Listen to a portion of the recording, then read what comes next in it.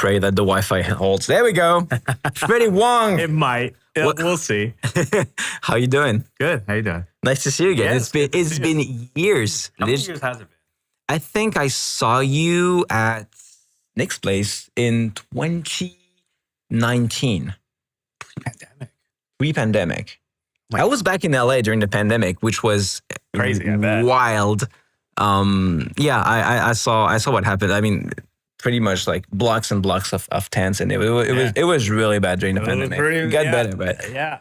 So what's up with you, man? I mean, We're trying to make a movie. Yeah. So however we can, and I think that anything nowadays has to have some kind of online presence, some kind of online thing. Is very hard to just launch blind. Into it. It has to be such a catchy hook in order for that to work. Mm-hmm. So simultaneously, we're doing YouTube stuff again. And we're also trying to get a movie made. So a little bit of everything, right? Let's go. So like the whole context of this is like I've met you like a few years ago, and like I'm gonna switch back between like both languages because this is gonna be like a nightmare to like a live subtitle or whatever. So like, je vais parler en français, je vais parler en anglais, je vais faire un petit peu des deux et ça va bien se passer. But we reacted to the video live when you dropped it. Oh. When you're like, sup boys? So it's been 8 years. Hollywood doesn't want to do anything with our projects. And also we're doing shorts again. Well, no, I don't think shorts. I don't think You don't think shorts? I don't think Everybody thought about shorts. I don't think not shorts, because we still have short ideas. Okay. Over the years, you come up with things and you think, oh, that's funny. We should do something like that. Or, So we still have those, a big list of those.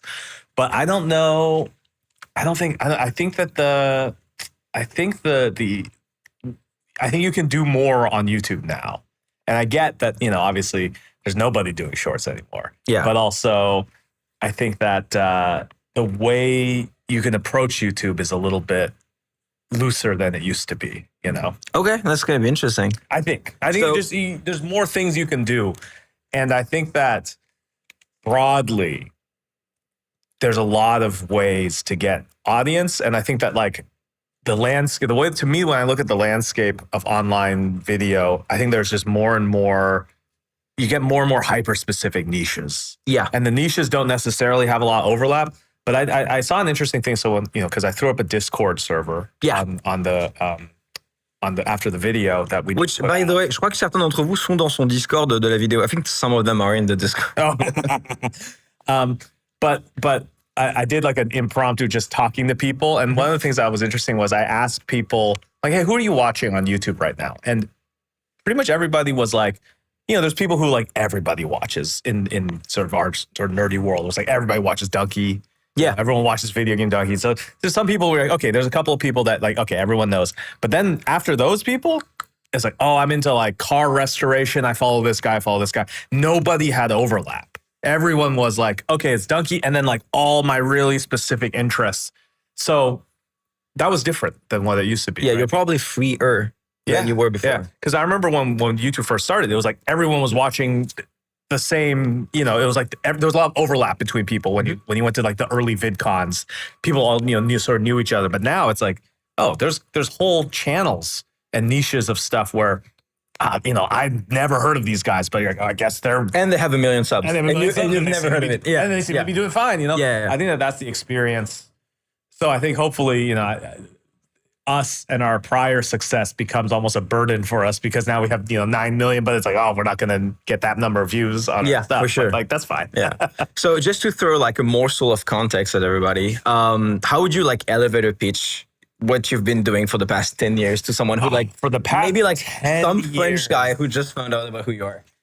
Everything from the past 10 years, yes. I would say in 15 seconds. I would say we started on YouTube, and then we kept making online content, video, audio, everything in between for 10 years, and we managed to keep it up. That's pretty good. En résumé, Freddie, c'est quelqu'un qui m'a inspiré beaucoup au début, qui faisait des petits courts-métrages action, effets spéciaux sur YouTube en 2010. 2010, yeah. En 2010, et qui maintenant fait des films sur YouTube et qui revient sur YouTube en force après. How long was the pause between like stopping shorts and coming back? 6 years. 6 years, ouais. Après 6 ans de pause, qui fait un gros retour YouTube avec des films. I checked because we're like, what was the last time we uploaded? So I kind of want to get started with, is there one of your earlier videos that you feel like represents you still to this day and that we could like watch together and commentate? If you have like anecdotes about one specific video? Yeah. I think either the rocket jump or flower warfare probably is one of our early exampple. I'm probably going to do the rocket jump because it's the one that's most likely people have actually like seen it at some point. Does it work if I just type in rocket jump? I mean, you get rocket jump. Do I type rocket jump? Yeah, there. Yeah. There we go. There it is.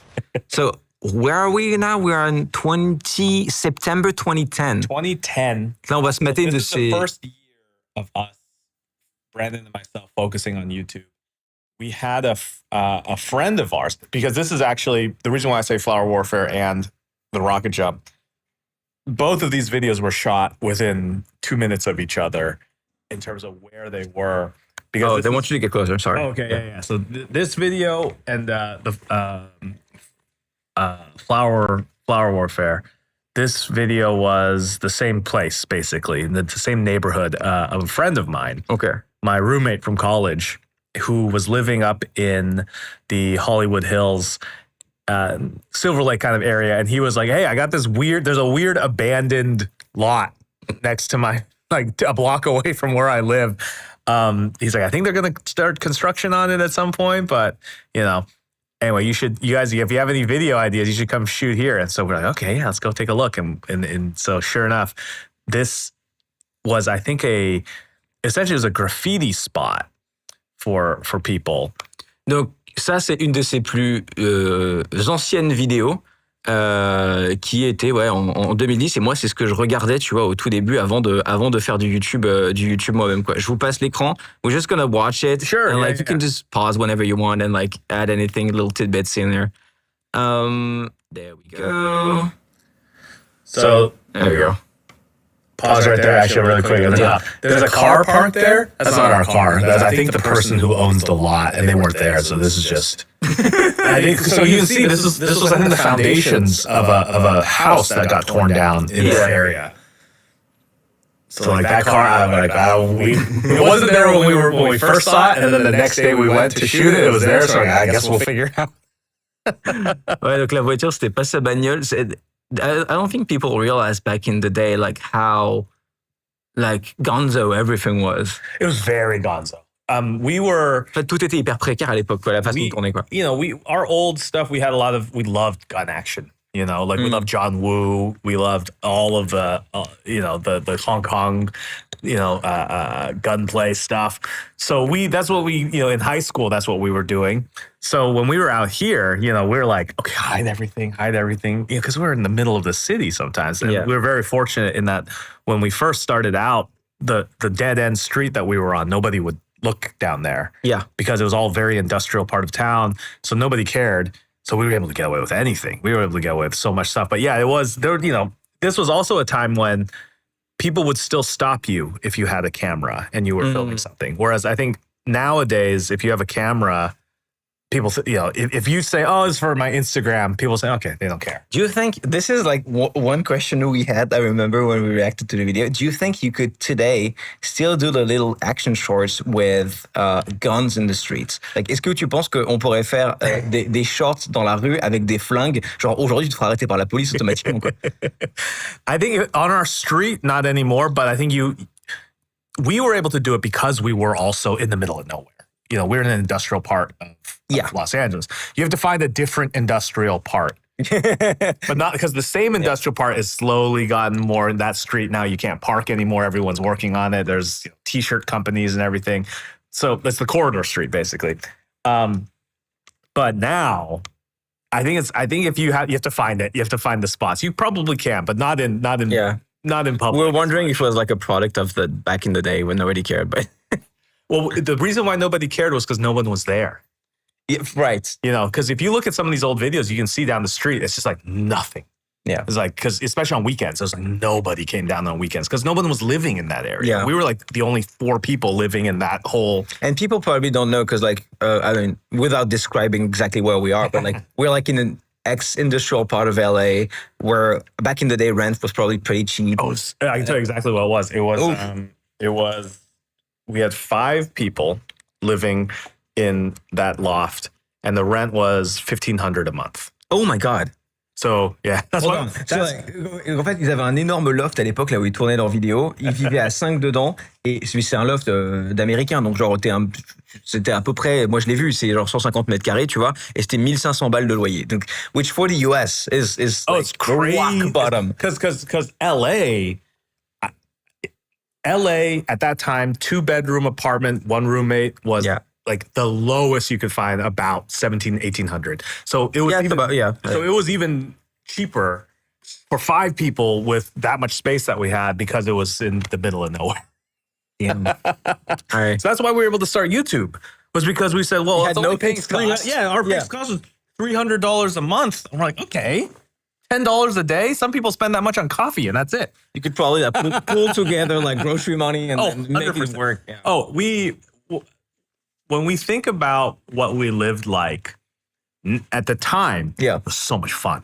You know, we're all hanging out and we get the food truck and we're sitting there. Looking back, we're like, we were poor. Nico and Sam would be like, we need to do renders in the wintertime because there's no AC, there's no insulation. So in the wintertime, we'd be like, everyone like, render. So it's too cold. And then we would render the computers and then go into the kitchen and open the oven and like warm our hands up with the oven on and then go back. It's funny because like back in the day, it was just like cool time, fun time. But it was like poverty. So much fun. It was essentially we lived. I don't know how much people know about this, but we were all Brandon, myself, Nico, Sam. I'll go back to French for a little bit after. Yeah. Oh, yeah. We were all sleeping in one room. So it was about the size of this restaurant set. Everyone had a different corner. Ouais, donc en fait, vraiment, à l'époque, en fait, c'était genre très genre, on fait tous des vidéos YouTube, on est super connus, ça marche trop bien, on est trop contents, on fait exactement ce qu'on veut, mais en fait, c'était surtout genre un truc de pauvreté parce que genre, genre ils dormaient tous dans la même pièce, machin et tout, et en fait, tous ces souvenirs un petit peu mignons et cool, en fait, c'était des souvenirs de nécessité, quoi. Mais c'est ça qui est rigolo. Okay. Yeah, that was the only way we could do it. We found ourselves in a good spot. So we would drive around and we'd look for places, and this was a place that my friend recommended. There was all this cool graffiti, and so this is you like 12-ish years ago. Yeah, no facial hair. That's Matt. Yes. Oh my God, I recognize him. And the other guy who Brandon's with is my friend Kevin, who is the guy who told us about this spot. Okay. Ouais, donc c'est vraiment 4 potes quoi. So the guy back in behind Brandon. The only prop we got for this was we got a bunch of sandbags, which are, filled with foam. Yeah. You can see the foam in that shot. And a big airsoft M249. Yeah. So Kevin is probably the most successful one of my friends. He was my roommate in college. Okay. He went on to become one of the biggest one of the big documentary editors. He won sweet. So he won an Oscar for 20 Feet from Stardom, which was damn. Okay, I had no idea. And then he's worked on so many documentaries. Kevin Klauber, you can look him. He's done like so many huge documentaries on this one. He did the Pearl Jam documentary. He did what was it? The Russian doping documentary on Netflix. Oh, that was him. Yeah, he's insane. He's insane. He's doing he worked on the upcoming Shia LaBeouf documentary about which I got to see early. Crazy documentary. Like anyway, he's one of the most interesting guys I've ever loved. Ouais, bah son pote Kevin en fait est devenu monteur pour des documentaires. Il a fait Pearl Jam. Il bosse sur un documentaire avec Shia LaBeouf. Mais c'était vraiment genre ce groupe de potes là quoi. C'est trop drôle. And like I don't think anybody's asked you this directly before, but back in the day, this was like not only like it wasn't just looking good. It was really impressive because also like nobody was doing this. No, but for real, like at the time, it was like, oh, this is new, like actual like VFX on YouTube. Like nobody, like, did you have any inspiration on YouTube? Was anybody like in your radar doing something similar? Back then, well, I'll tell you a funny story. That King is kind of at the similar timeline. He was a little later, yeah, a little bit later. Because I remember talking to him when he was at film school down here, and I remember getting lunch with him randomly early when he was starting, and I was like, "Hey, you're doing good." Honestly, here's a crazy story. So before YouTube, we realized Brandon, Sam, and Nico and I realized we all had a weird connection to each other through a piece of software called Alam DV. Hit Film, which is what it became. Oh, okay. Alam DV then became Hit Film, and then Hit Film got bought. But before Hit Film, it was essentially a lightsaber plug-in like app.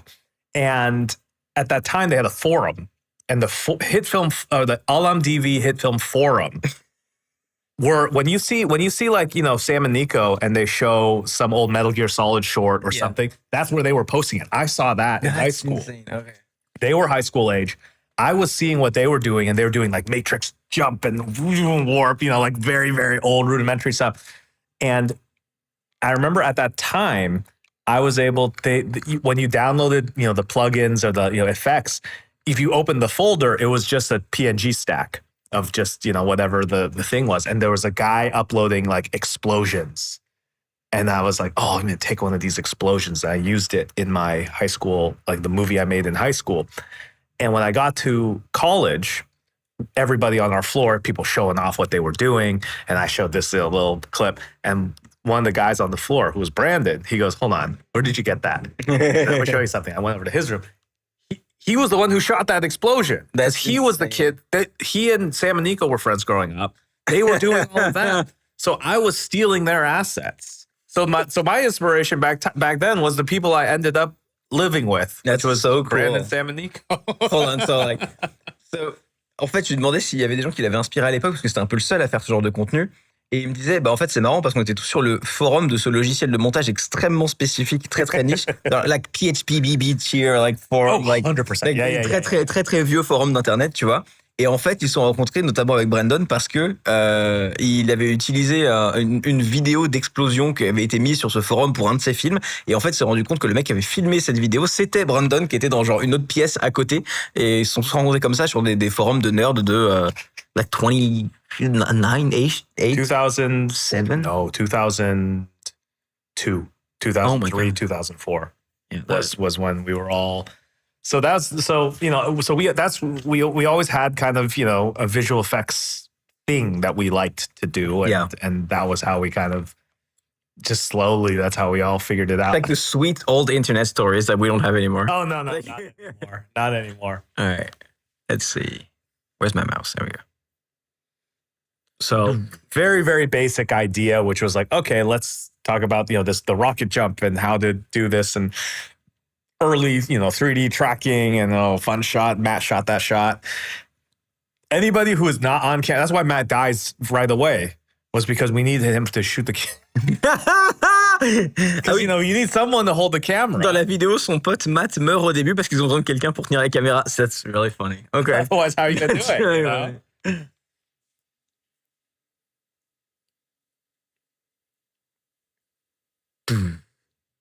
Little jokey animation. Also, someone's handing you the thing, like. Oh yeah. So that was the other prop that we had. That's what inspired the video, was because we had this AT-4 U.S. military training prop for a rocket launcher that our friend had. And what was funny about it is, if you look, you can see through it because it's just an empty prop. And so we didn't realize it's supposed to be covered on both ends.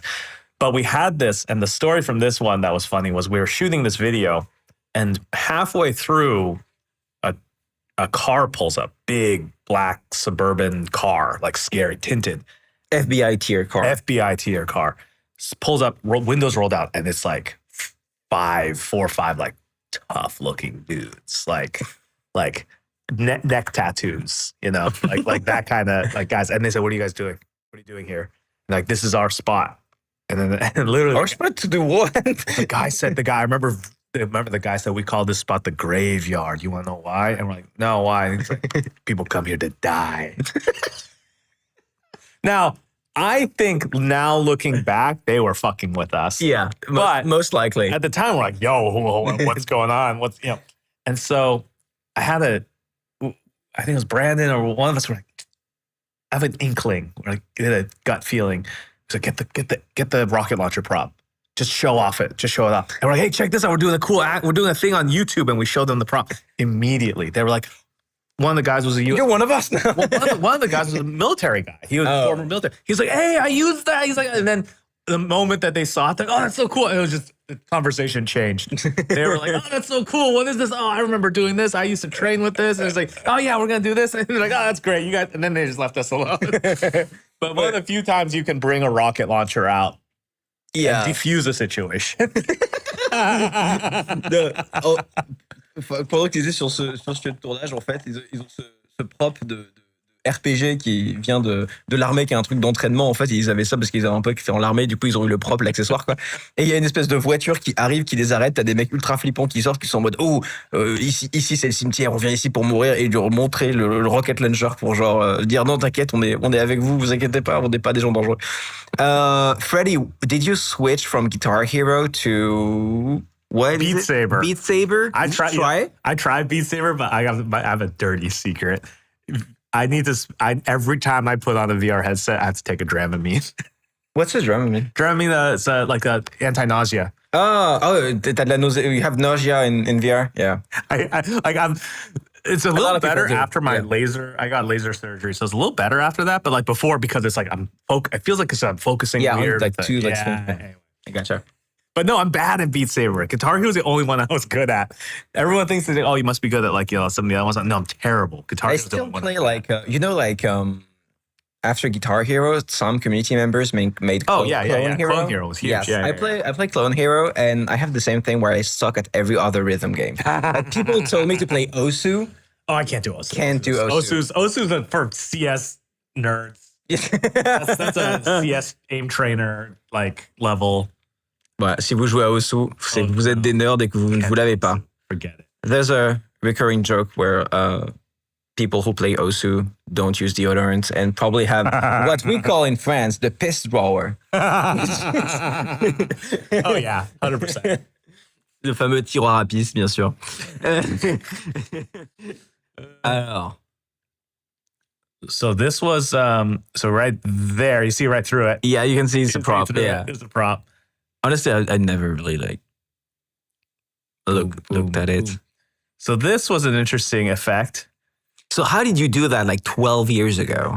So this up here is footage of me on top of when I'm so there's a little bit of roto to pull me out to just start the jump. So you're jumping. So I am jumping and then I'm getting a little help from animation. But then when it cuts to the wide, we still remember this. I actually have the footage of it because I found it and I put it on my TikTok. I'll play it for the camera. Where was it? You have the OG like. I have the original. I was going through the old. I was going through all the old footage, in preparation for this other video that we did for the return video, and I found the video of us. Hold on, load. I found the video that of me jumping on a trampoline it was essentially we just were like, hey, does someone have a trampoline? We could come over and just jump. With a green screen? With a green screen. Putain. That's it. Ah oui, donc à l'époque, le saut là, ils l'ont fait. It was a kid. It was some kid's house. We went to some kid's house and it was so awkward. You and your friends were like, yo kid, you have a trampoline? Yes. Look, this is. Hold on, let me go back to the scene. I'm always losing my mouse pointer. There we go. Yeah, this is so from this. And then it's literally just there. Just needed some frames and puppet tool, and that was and then also I landed weird, so jacked my back up. Anyway. That's sweet. But that was this one. But that's just some kid's house, and then we had dinner with them afterwards. A very strange dinner. Remember back in the day, those menus? Oh yeah. Bro, we had so that much is fun. so like 2010 coded. Oh yeah. So the where the clicks are. Oh yeah. Hold on. Oh, now we're watching. We're watching Ludwig now. Just autoplay to something else. But like back in the day, people would just like link to their other content at the end in like a menu, because like you could click on the YouTube player and then go to something else. Oh yeah. We had a lot of fun. So for me, some of the most fun things to do is when you can play with the interaction. Yeah. You know, when you're like, because early on we're like, well, like we should make it a book, like we should have it that comes out, and then it's like then you can click on the other things, almost like Myst, you know, almost like I see your reference. That's sweet. So, you met him in person. Can you tell him he's the sole reason I wanted to start After Effects? I'm sorry, After Effects got bad. Adobe has come a long way. Getting in trouble with Adobe Frame 1. They're doing their best. I mean, you must have technical debt. You must have gotten like a shit ton of those messages though. Like, yo, I started VFX because of you. Yo, we did have a lot of we did have a lot of people who the whole. I mean, me included, to be honest. Like a whole generation. I had a very strange feeling, you know, because it's such a niche, weird thing to get into, and it's funny because I think a lot of people, you know, because you can use After Effects for all kinds of things too, you know. Yeah. So, you know. Freddie Wong. Okay, good job. Non, mais ouais, c'est bizarre parce que. But also secretly, I think a lot of people would have gotten into it even without us. You know, I mean, maybe they would have had another covenant, maybe another way in. Yeah, but you know, but that interest is you though. That's you as a human being. Whatever's in there, just because you know someone's like, oh, that's the tool for it. It's like, yeah, of course, but like you had that. If you didn't have that, you wouldn't have cared, right? If you didn't have the interest to begin with, the feeling of like, oh, I want to do this, but I don't know quite how to do it, you know? Yeah, I see what point. It's out there. Yeah.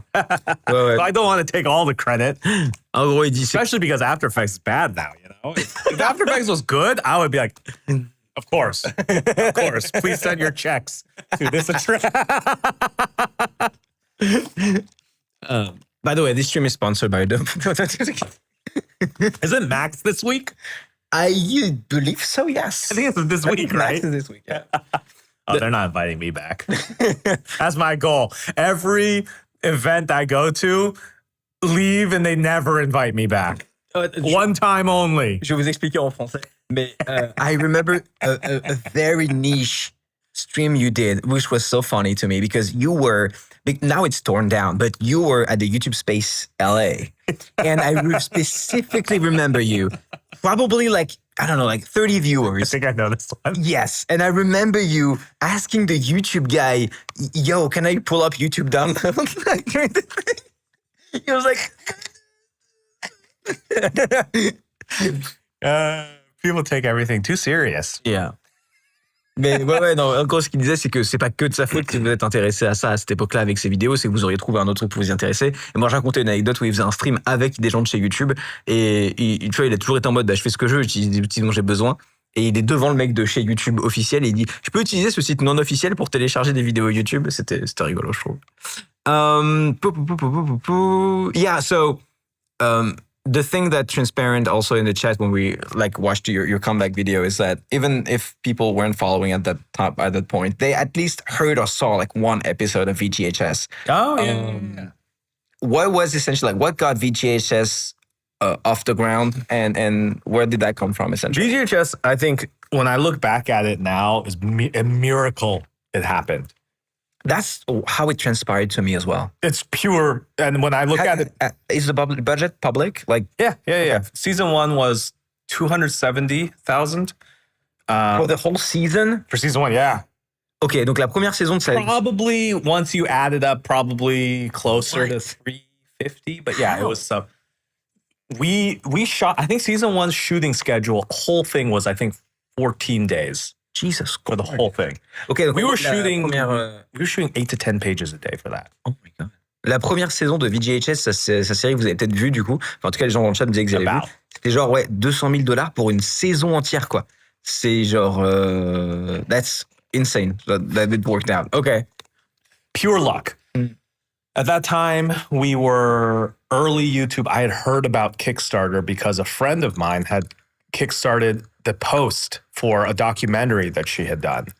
And so I said, oh, interesting. This is a way for people to, you know, donate money to something and maybe get something. So we did, oh no, hold on. Sorry. Season 1 was about 450. We got 270 from the Kickstarter. Still.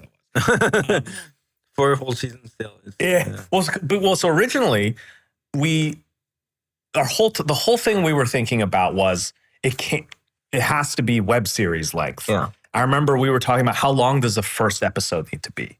And the first episode was like, we're like ideally 5 minutes. And then it eventually ended up being like, whatever, longer than that. But the whole time we're like, it has to be shorter. It has to be, you have to bring people in. No one's going to sit around for it.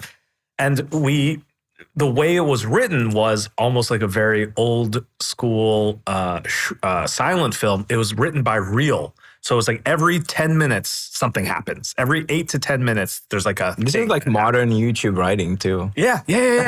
Because, you need to... And that was kind of the way they approached, movies back in the day, was reel by reel, 10-minute reel, 10-minute reel. So that's kind of how we did it for Video Game High School. We were thinking about it as every 10 minutes something happens. And then once we put it all together, we realized, you can just string it all together. It works kind of as a contiguous feature film, as like a A to B kind of like just straight movie kind of. But structurally, it kind of made sense. So we had this idea, and the joke, so it was a friend of mine, Will, and our friend Chris, and I think they were even joking a little bit when they said, I think what it was is they were sitting around, they're like, what is the most pandering, possible idea we could do for something longer? And then during that time, Sam and Nico, they were doing some direct-to-DVD. That's how I met them originally. They were doing direct-to-DVD short feature films. So we're like, what's a movie we could do? And they jokingly said Video Game High School. And we're like, there's something there, actually. I think there's something interesting. So we crowdfunded it. We wrote it. And the only reason it got made was because we had no idea what we were doing. If you said to someone, okay, this is the script and it's this action and all this stuff, they would say, no way you can do it at that level. But it was just such a slapdash production. We would, a camera would be the Sony F3, and then I had the EX1 just shooting, on the side, getting B angles, just whatever, handheld, and you can kind of see it in a lot of it. But the pure luck. Because it was that, and also our MCN at the time, they were called The Collective. Now they're Studio 71. They too were like, okay, look, sure, you guys want to do it, and they helped us out with it as well. And that's the first season was, by the time I remember being so scared of that show because we're like, it's not working. I don't think it works. But then when they get to, I want to get into that. when they get into the party episode, the first time I was like editing, because even then when we were releasing it, we were still only 1 week ahead of we weren't like, it's done, I'll chop it up and put it online. It was first episode comes out, okay, quick, we got to finish all the pieces for the next episode, one piece at a time, as week by week. And I was like, it's like, we're losing people. I remember at the time too, people were like, split on the channel. Some people hated it, and other people were like, this is great. So it was a mix. So we're getting bad feedback. And it wasn't until the party episode when we had the first car sequence with because one of the sponsors was, they were like, we have a drift car, we have a sponsored car, Von Gittin Jr., who's a drift racer. Like, you guys can take a day and just, shoot with it. And so that's that whole car chase sequence and the drift sequence is from that sponsorship. And it was finally when we put everything together and it's like drifting around the thing, we're like, okay, I think this is okay. That was the only point when we were finally like, okay, I think we have something. But we were scared. First 3, because that was episode 3 or 4, I think. But like the first 2 episodes, we're like, oh no, everyone hates this. We're fucked. En gros, sur la première saison de VGHS, ils ont tourné de manière continue. C'est-à-dire qu'en gros, à l'époque, quand tu faisais du film, tu tournais ton rouleau de péloche, l'autre rouleau de péloche, l'autre rouleau de péloche. Et en gros, ils ont tourné pareil en séquence sur 14 jours. Ils ont levé 200 000 balles de leur Kickstarter. Le reste, c'était des sponsors, Monster, etc., machin. Et la réaction des gens au début était catastrophique. Et c'est que à partir du 3e épisode où les gens ont dit, ok, en fait, c'est intéressant, mais c'était très stressant parce que c'était pas du tout un succès gagné, même si aujourd'hui le show a très bonne réputation, quoi. Yeah, that's something you said in the return video, is that like media hated us in the beginning. Oh, it didn't. And like, why? So, like, my question was like, in retrospect, do you understand why? Yeah, I think so, because I think when for the audience at that time, everything up to there, rocket jump, aimbot, they were very, very, very video game humor, very, like bloody and like action. We were always kind of towing the line of what's the content, like, is it too bloody? Yeah. That's why Flower Warfare why was there flowers in the first place? Because Brandon and I were sitting there, and Brandon came up with this. I thought it was genius. We were driving. I remember we were driving past downtown. We're sitting there thinking, he was like, what if instead of blood, because we keep getting, people say, oh, we're getting tagged on it. We can't have blood. Yeah. What are those flower petals, like rose petals? And I was like, oh, and then like with the flares could be like sunflowers. It actually kind of works. Like, okay. And then we were like, okay, well, why would that be? Like, well, maybe they're like stoners and they're like, oh, that's what they're seeing. It's like a hallucination. And I'm like, okay, that was the whole video idea. It was just on the drive. I'm like, it was us on the drive trying to figure out how to make a violent action scene not get taken down by YouTube. Okay. So like that fight has always been the fight. Everybody's been fighting that. Dude, you know who you would get along with, and you have no idea who this is. Some guy named JDG. No, I don't know. Player from the Attic, joueur du grenier. So he's like the French version. He evolved wildly from this, by the way. This is like a gross misrepresentation of his body of works. But he evolved from he's like the French AVGN. Oh, okay. Yeah. And he has the exact same takes as you. As like, oh, YouTube keeps taking down my shit. He has the same issues you have and the same way of talking about it. How can we, but I think the challenge was, and I think it's one of the most iconic videos that we did, that whole video came from trying to get something online, not get taken down by YouTube. Ouais, c'est marrant, c'est que genre, il y avait déjà ce problème à l'époque de se faire descendre des vidéos par YouTube, parce que lui, il faisait des trucs un peu gore, c'est des scènes d'action et tout. Et donc, quand ils ont fait leur vidéo, la Flower Warfare, où en gros, c'est des gens qui se tirent dessus, mais en fait, au bout des pistolets, c'est des fleurs qui partent. Et c'est son pote Brandon dans la voiture qui a fait genre, mais si, au lieu de mettre du sang, on mettait des fleurs partout. Et en fait,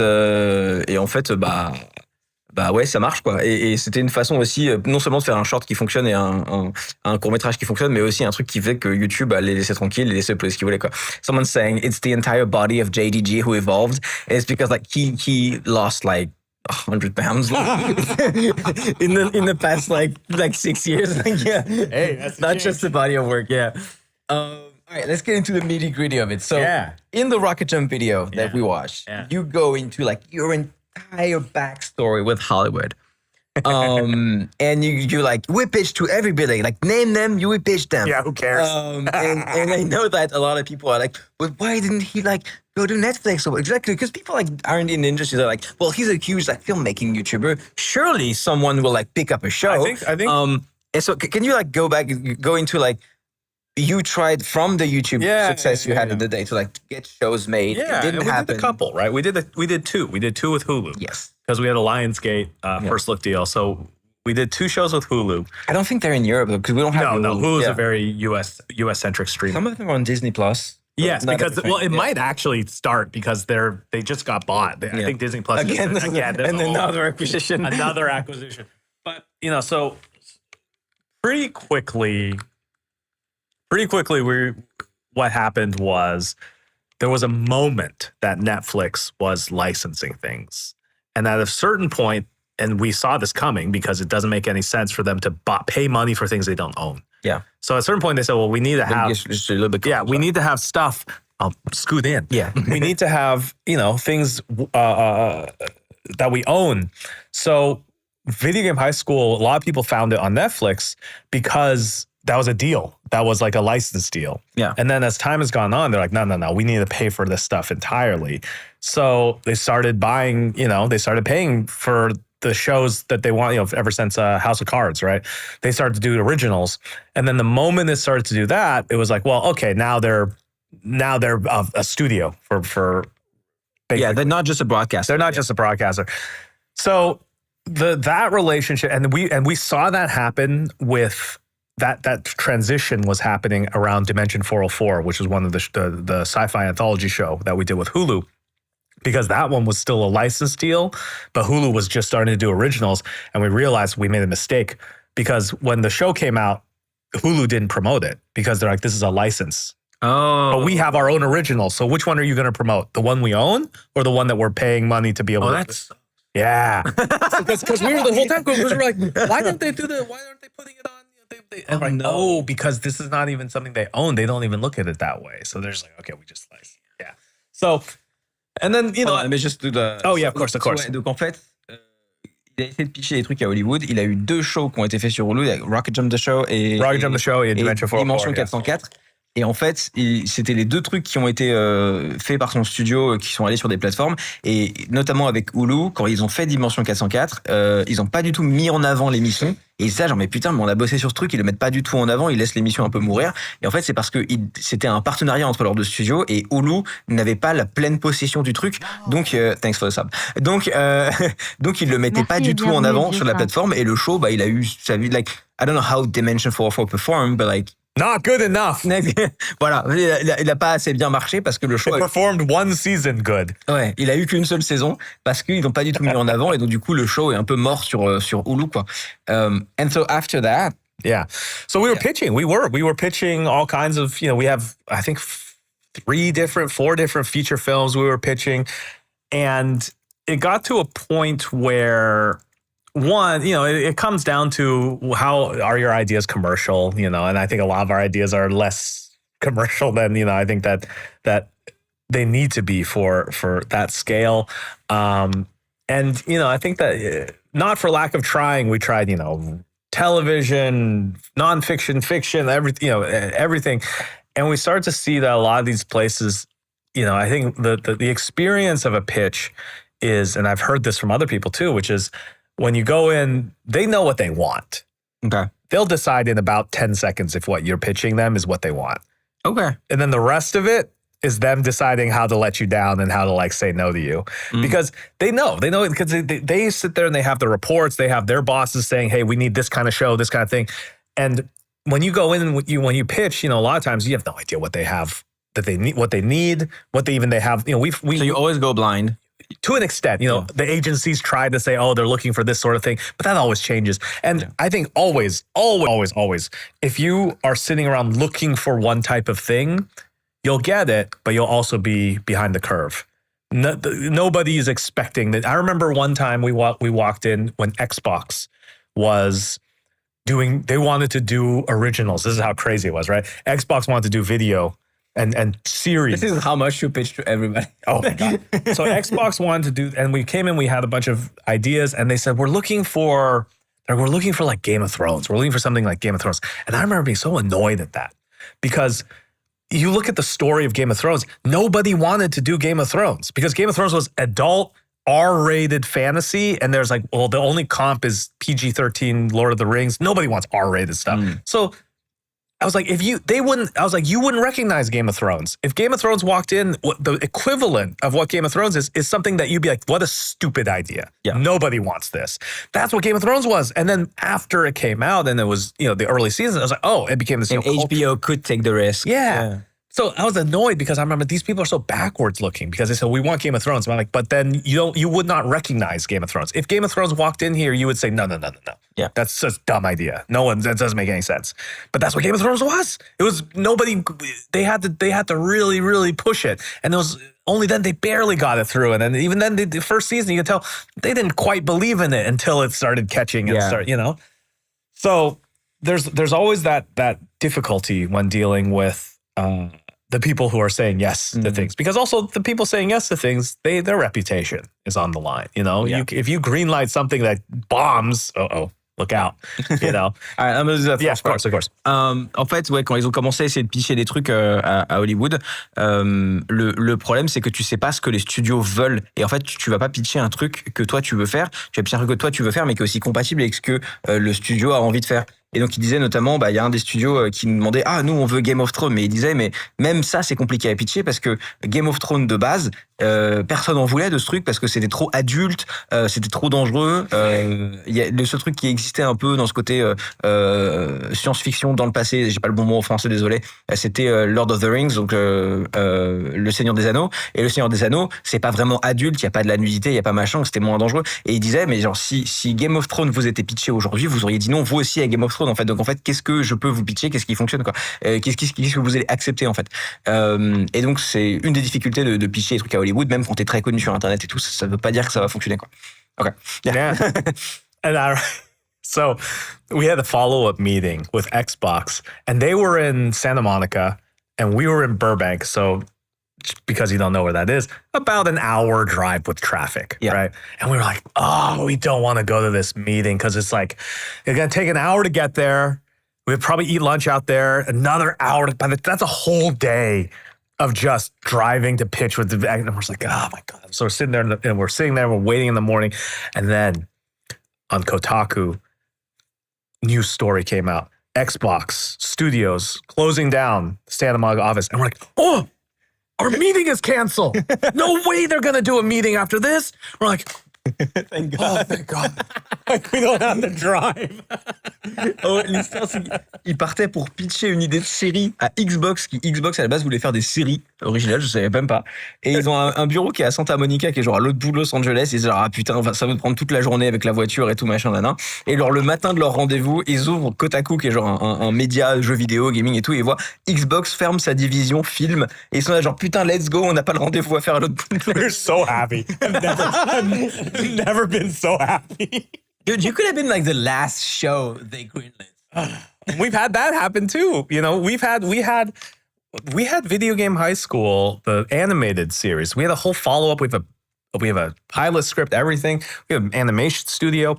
We were going. We were like, okay, they're like, next step. Let's get the lawyers involved. Let's outline what the deal looks like with Cartoon Network. Can you go into like how does pitching a show, like what are the steps like for people? So usually you go in. Usually you have a few ideas, but you schedule a pitch meeting, and if you're lucky, if you're smart, because I found that the people who are smart know the people who are producers. Because I was once pulled in to a reality show that I wasn't making it. They wanted me to be like the face of like, oh, it's like a VFX reality show thing. And they're like, oh, you're like the YouTuber VFX guy, like the judge kind of thing, the personality there.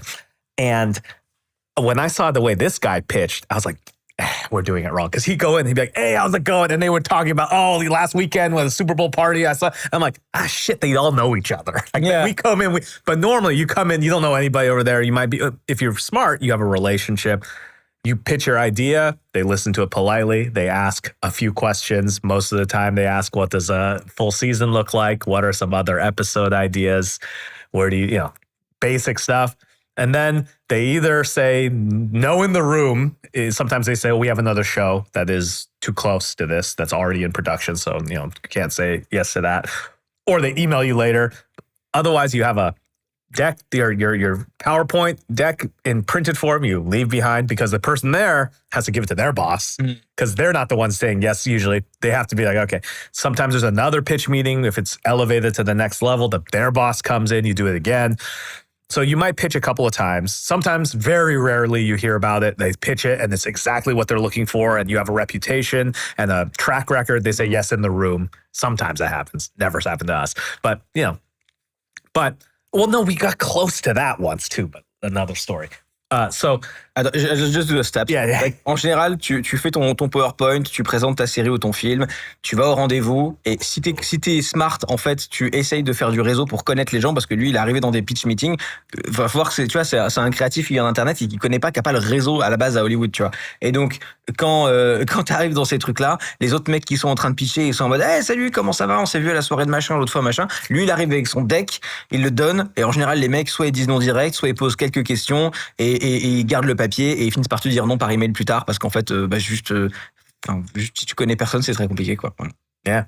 And then after that, it's emails, right? And then they say, okay, cool. If it's good, if it's something that they're interested in, then lawyers involved. So What's you the were deal? kind of greenlit at some point. Lawyers involved means like there's a deal Next step happening. Yeah. Yes, deal is happening. So we've had projects get to that point. Then for Cartoon Network, what happened was there was a whole HBO bought, and then all the things, and then the moment, anytime a company buys another company, everybody's gone. Either they move on or they clean house, because the new senior VP wants to establish their brand, so they bring their people in and they're going to do their thing. So it's just like anytime that happens and you have a deal not quite pen to paper yet, oh, forget it, it's done. Okay. Ouais, en gros, les rares trucs qui se sont fait greenlit, c'est-à-dire qu'il s'est fait valider quelques idées de films ou de séries, et en fait à chaque fois, et c'est arrivé, I think it happened like 3 different times, Yeah, something like that. Yeah. Ou genre en fait la boîte se fait racheter par une autre boîte parce qu'il y a des rachats tout le temps dans cette ville et donc à chaque fois qu'ils se font racheter tout le monde se fait virer et donc les projets repartent à zéro et donc lui-même même s'il était sur le point de signer un film ou un truc ça repart à zéro et nique sa mère quoi. Someone saying I had a boss like that. He was like a killer at signing deals but he was spending 90% of his time with the clients talking about hiking. 100%. That's how business is done. Yeah, it's like you're more. When people talk about why is Hollywood a hard industry to break into, is because people want to work with people they know, and it's where people they have relationships with already. And it's hard to establish those kinds of relationships if the only way you meet people is by pitching them in a room somewhere. You know, the people who are very successful understand that it's like, oh, no. You need to know their kids. You need to go watch hang out with them. You need to go take them out on a boat. You need to hang out. You need to be able to have some sort of social relationship because that's just easier that way. But if you just want to make a movie, harder. So if you make a movie, they need to. So this is, I think, also the other thing too is reputationally, YouTube was poisonous. So this also something I want to get into. So, I remember you said, and this is really funny because it calls back to like my own career, and I've had the same discussions, not with movies, that's not what I do, but like TV stuff. Oh series, We've pitched a few, and you said like back in the day, YouTube was like cat videos and like weird kids. What is mind-bogglingly insane to me is like in the year of our Lord 2025. Like I've still had meetings where they're like, YouTube, yeah, sure. I mean, YouTube is a thing. There's like some cool stuff there, maybe, but like it's still not considered like a real thing. No. But it's not going to be considered a real thing by the people whose jobs depend on it not being a real thing. I mean, my thought was like maybe they could like circle it in a way, like here's I can tell you exactly why it's not considered a thing. Because when YouTube first started to show up in Hollywood, I saw friends, influencers, it wasn't even, the word influencer wasn't even around yet. What was the word you used? Celebrity. Celebrity. I'm a celebrity. Ooh, very ooh. No, à la base, influenceur, ça n'existait pas, il disait celebrity. I remember that one being like, I don't know. But here's Hollywood, what I realize is that Hollywood is a system that is fundamentally one that requires monetary success, and the way money gets distributed with the agencies, with the management, with the way deals are structured. Yeah. So monetary success and then a percentage take from it. Right. Everybody needs to feed on the beach. Everyone has to feed on the beach. Which, I mean, fair, but that's just the way the system works. Yeah. So big movie comes out, the whole studio feeds. The marketing department gets to make their living off of that. Everybody feeds off of a successful big movie or TV show or whatever. It employs a lot of people. However, YouTube, the people who are doing it, they don't need help. There's no value add. It's not like an actor who's like, oh, I need to put me in touch with so-and-so, and the agent says, I'm going to introduce you and I get my 5%, 10%, whatever, right? Self-contained, not big productions, not a lot of value in being able to feed off of it. Yeah. Even brand deal stuff. Well, the brand doesn't want to the brand wants to talk to the person directly because the person's directly talking to their audience, right? So I think a big reason why that attitude is around is because you can't make money off of a YouTuber. The YouTuber makes the money, or an influencer makes their own money, and they're self-contained. Yeah, maybe they have like an agent, but that's like one guy. But it's like one guy. You know, it's not the same kind of monetary structure. That makes a lot of sense. So the moment then the whole industry looks at these guys and they say, well, how do we make money from them? And if you can't, then who cares? They move on. Because there's nothing there for them to eat off of. That's interesting. So, en fait, ce qu'il disait, c'est que pourquoi est-ce que genre dans les médias tradis à Hollywood, que ce soit genre en ciné, en télé et tout, il y a encore ce regard un peu genre YouTube. Oh, YouTube, c'est un petit truc de môme et tout machin. Et en fait, son analyse que je trouve intéressante, j'y avais pas pensé comme ça, c'est que les YouTubeurs, ils sont un peu self-contained. C'est-à-dire qu'en gros, t'as un YouTuber, peut-être qu'il a un agent, peut-être qu'il a une équipe vite fait, mais c'est pas des équipes de 200 personnes où genre dès qu'il y a un gros projet qui arrive avec $20 millions de budget, $40 millions de budget, whatever, t'as le département marketing qui reçoit son budget, t'as machin, où tout le monde peut manger en fait sur la bête un peu. Et quand t'es youtubeur, peut-être que t'as un agent qui te prend un pourcentage quand il y a un deal avec une marque ou je sais pas quoi et tout, mais t'as pas ce truc où c'est plus difficile de faire de l'argent avec parce que c'est le créateur en fait qui génère et qui reçoit, et c'est sa société en tout cas. Et donc c'est ce qui fait qu'ils sont moins intéressés parce qu'ils ont moins ce côté où ils peuvent moins se nourrir en fait sur le truc par rapport à des films ou whatever où ça involve beaucoup plus de gens de manière horizontale qui peuvent bouffer grâce à ces projets quoi.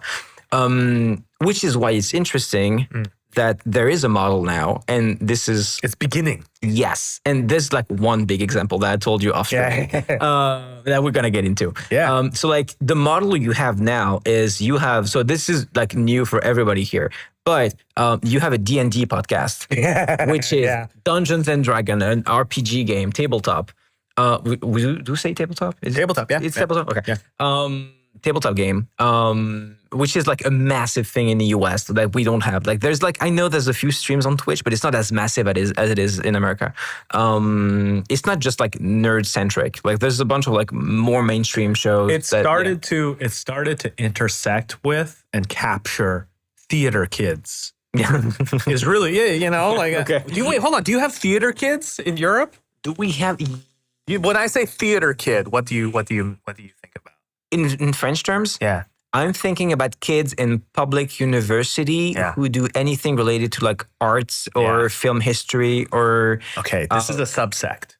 This is what we would be the closest for us to film kids. Let me ask you this. To, like, This is actually very important. In high school, yeah. are there plays, music? No, so like that's a massive cultural difference. So like, so you guys have public and private high school, right? Yes, yeah. We do also, but like most people go through the public system, Right. And when you go to When you have a good one, functioning one, people can do it. most people do. Like you can go to private high school, and some kids do, but you know, and we don't have like. Your high school is an entire ecosystem. Yes. So you have sports where like if you're good, you can get into a sports college and then have a sports career. Yes. You have a lot of little clubs and little things and blah, blah, blah, blah, blah, blah. We have none of that. None of it. It's just school. So we go to school. Maybe there's like a small little thing like on the side, like for like sports outside of school hour or whatever. There's no stadium. There's no like, we don't have that ecosystem around it. It's not like it's good. Like this is why also like we looked in awe at like the American high school movies because it was like this playground. yes, and also it was like it seemed like an integral part of like the American experience of like becoming of adult age. Like you get to experience like the beta test of being an adult. You have friends, you did that and then that. And for us, like we don't really have that at all. Like it's So the very theater, much Americanized. So the theater kid is in the same way you have sports, right? Yeah. You have plays and musicals as productions that high school kids do. You probably find one of the best YouTubes is Peter Pan high school productions because they're doing all the ropes and it's like you should be doing it. So it's injuries, it's people flying out of bed. Fantastic time spent on YouTube is watching Peter Pan high school productions of Peter Pan. But so from that crowd of musicals and plays, there's a group of kids that gravitate towards it, right?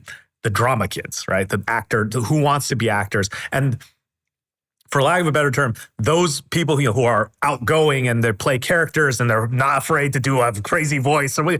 Theater kids. Yeah. And theater kids, by the way, any American actor secretly probably was a theater kid at some point. I mean, which makes sense. I mean, which makes sense. This is how you got into it, you know? In the same way, it's like, well, yeah, if you're going to play football, you're going to start when you're a little kid. You know, it's not like some guy is like, oh, I'm 20 years old. I'm going to join a club. It's like, no. You're starting way, way, way younger than that. Yeah. Same with this, right? So D&D, the D&D podcast, because it's improv, because it's characters and it's people, you know, playing around, that genre started to catch the theater kid group. That makes sense. So, en résumé, donc aux US, dans leur lycée, ils ont plein de petits clubs, plein de trucs. Si tu veux faire du sport, t'es dans le club de sport, et après tu vas dans une université de sport, et après tu peux être sportif professionnel. Et ils ont pareil pour le théâtre. Et donc ils ont ce qu'ils appellent les theater kids, donc les gosses de théâtre, où en gros c'est les mômes qui aimaient bien faire du théâtre, qui aimaient bien jouer des rôles et tout machin. Et Donjons et Dragons, le jeu de rôle qui à la base était juste un jeu pour les nerds qui jouaient entre eux, tu vois. a aussi attiré une audience de gosses qui aimaient le théâtre et qui en fait du coup c'est une beaucoup plus grosse audience. Donc ici aux États-Unis, t'as beaucoup de podcasts qui sont filmés en vidéo, de jeux de rôle comme Game of Roll en France, etc. Il y en a aussi quelques-uns, mais ici c'est énorme. Il y a une grosse audience qui regarde ça et il y a carrément des, I think like Critical Role does like publish. Yeah. Dropout right now. Dropout is like Dimension 20, all the sort of the highest concentration of theater kids on the internet. Donc ils font ça en public. I was saying like it's so massive. They have like public productions like ils font ça dans des théâtres entiers et tout, c'est un bordel. Even to the scale where like a high school puts on a play, the community comes in. They sell tickets. There's a way of fundraising. Yeah. Oui. Même quand t'es au lycée, en fait, quand ils font une pièce de théâtre du lycée, t'as des gens qui payent leur billet pour venir. C'est un vrai truc, quoi. Tu vois, c'est un vrai petit écosystème. And so why I was referencing that because you have a D&D podcast that's doing very well. And the most successful thing we've ever done. Really? Like, oh yeah. Oh my God, yeah. How does that feel? That's insane. That's just the way the internet is. That's how it is. Yeah. Okay. Ça, c'est marrant que son podcast D&D, c'est le truc le plus populaire qu'il ait jamais fait. C'est drôle. So the system you have now is like, I'm going to make a movie every year and a half, 2 years, 3 years. Hopefully, fingers crossed. Fingers crossed. So what you do is like, you make money through that podcast, which is very successful, and you recycle all of that revenue into making the next movie. And hopefully you can keep that, Ideally, ideally, the movies fund themselves. At some point. Yeah. It's trying to start an engine. Okay, I gotcha. It's a starter motor. Okay. I gotcha. And why? That's the theory. I don't know if it'll work, but you have to try it. You're on the second one now. Yes. So this is what this set is for. Yeah, because I mentioned it because we saw it in the video. This is going to be Nail House. Yes, this is the restaurant for the movie. Yeah. Do you want to pitch Nail House real quick? Nail House is it's about very simple. It's so the term Nail House comes from a Chinese term, which refers to like it's a house that's sticking out nail because it's the people who refuse to sell their house to the real estate holder, the people who don't want to sell the house. And so then they just build around them. And sometimes you see it in different parts of the world. There's like just this weird house and then the whole building around it. We have some in France, I think. Yeah. So different countries, different cultures, there's different versions of it. But the idea is that here, this restaurant is, it's two brothers family restaurant. And the tech company wants their land and they refuse to sell. So then the tech company digs out the whole hole around them and say, okay, we'll outlast you. And then it's like action comedy about two brothers defending this place from tech company goons. A little bit, heightened reality, a little bit, over the top, but, it's very, very cool. Kung Fu Hustle, Shaolin Soccer kind of style humor. Yeah. En gros, le film sur lequel il travaille s'appelle Nail House. Et en fait, Nail House, en anglais, ça référence les maisons qui, en général, restent alors qu'il y a des gens qui veulent construire des tours d'immeubles autour et les mecs refusent de vendre le terrain, donc ils sont obligés de construire autour. Et là, c'est l'histoire donc de quelqu'un qui a un restaurant chinois et il y a une grosse boîte de tech qui veut racheter le terrain et ils refusent et du coup, ils se battent et c'est un film d'action kung-fu, etc. Donc c'est assez chouette. What's the timeline on it? Hopefully starting to shoot next year. Yeah. Okay. Early next year, first thing. Il commence à tourner en janvier 2026. So that's the model. And what was interesting to me is that during your leap of absence, one very gentle way, a very gentle leap of absence of like 1 billion years.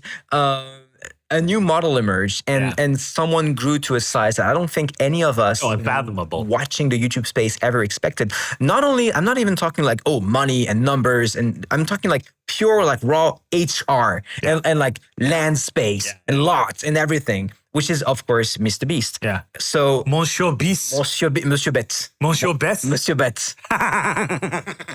Like he used to have a French channel before he merged them all back because he has the dubbing tool. Yeah. So he had like a French official like French dub voice that was made in a dubbing studio in Paris. Like he had like every single like that's crazy channel. I love it. So my like the question is like, do you think that model is replicable to filmmaking? Because like what Mr. Beast is doing, like if you like back out for a second, this is like Warner Brother. Yeah. Like that's Warner Bros. Like a new studio model. He has like lots. He has like the like filming crew, HR crew, accounting department. Like basically, you're Hollywood, right? I mean, but he's doing like not filmmaking, not like TV. He's doing TV equivalent. TV equivalent. Yeah. But the whole new model, right? I think that we're always tempted when something new shows up to compare it to what it was, some other thing we understand. Most of the time, when a new thing shows up, it's its own new thing. Yeah. Right. The same way when television first came out, everyone was like, well, this is just small movies. And I was like, well, no. Television can be more than just Like video theater. Yeah, exactly. Exactly. Right. Our frame of reference is always the previous generation. Yeah. So we're never quite equipped to describe and understand the new thing that comes out. I think that's what we're trying to figure out. I think there is a model for what specifically narrative fiction, long form filmmaking, because I think filmmaking encompasses such a wide range of things now, right? So for example, right now I look on YouTube, documentary / I was going to say you're such in the right spot because right now YouTube's growing on smart TVs. Yeah. And the average watch time's going up. Yeah. So there's like, So there's some kind of thing that I think that long form narrative filmmaking can exist and can continue to exist. But I don't think it can I don't think you can make it the same way that you used to. No. And I don't think it looks quite the same as it used to too. Probably not. Theoretically, I think there's probably, so for example, an artificial limitation that's been set is 90 minutes, 80 minutes for a movie, right? That's the standard. In my head, I'm like, there's so many movie ideas that are 60 minutes, that are made for TV length movies, right? But those, TV kind of, so there's not a lot of those. But to me, I'm like, there's no reason why there can't be a feature film that is like an hour.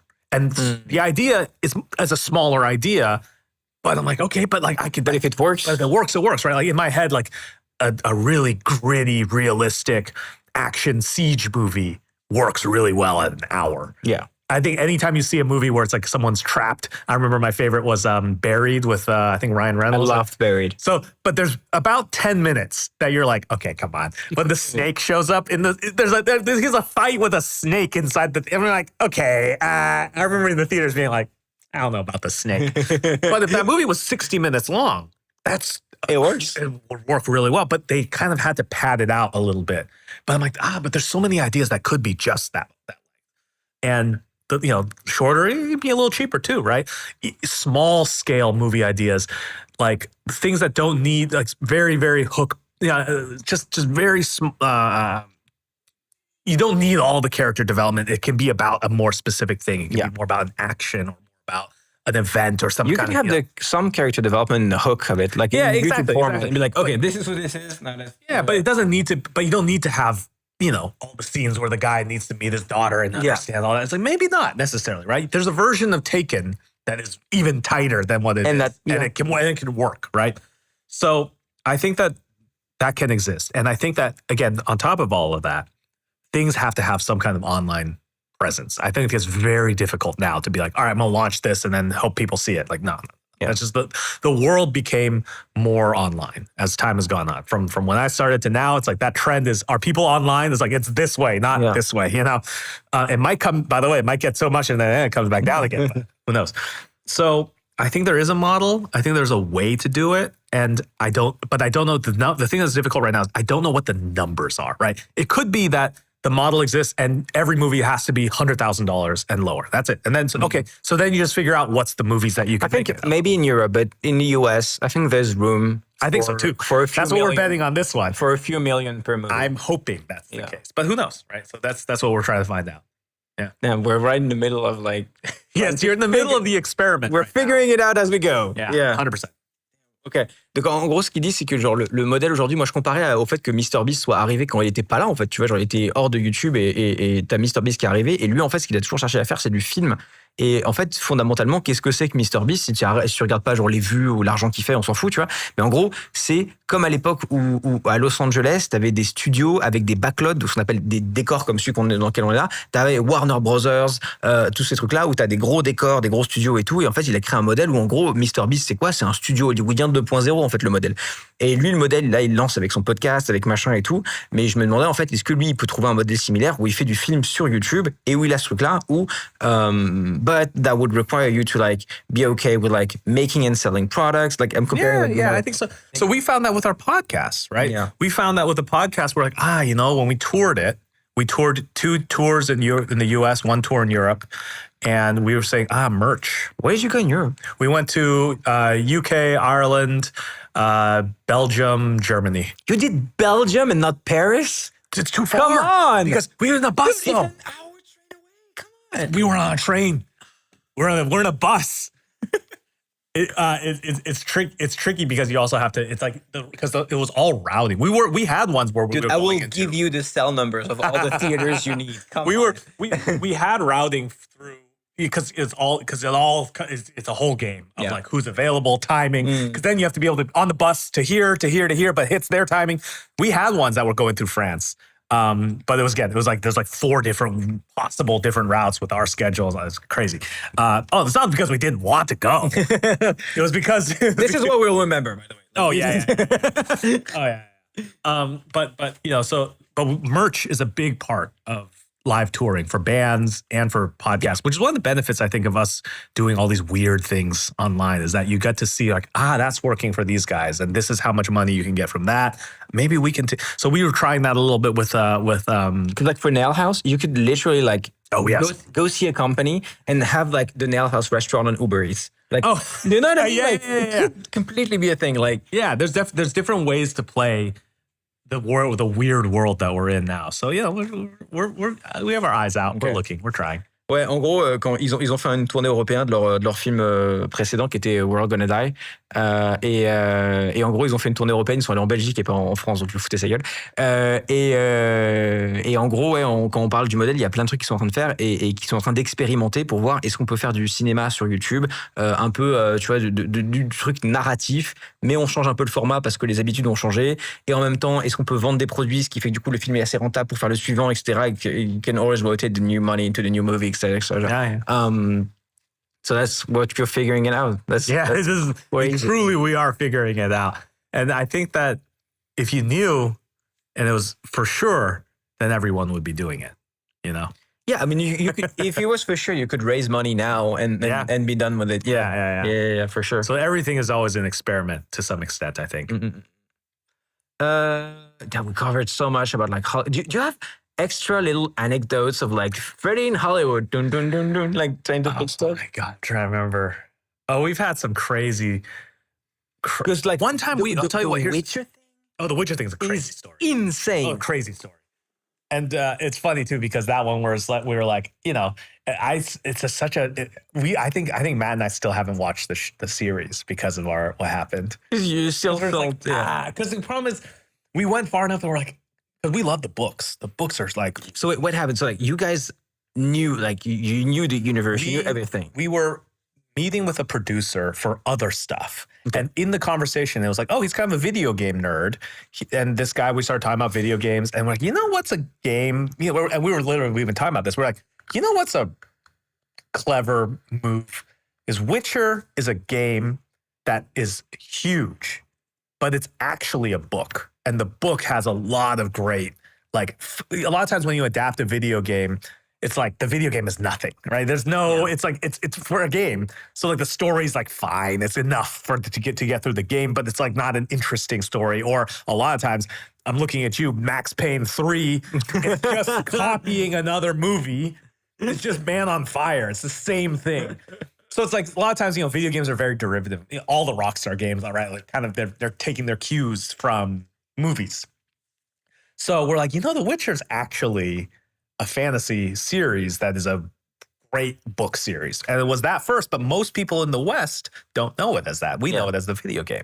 So if you do The Witcher, you don't have to pay for the video game rights.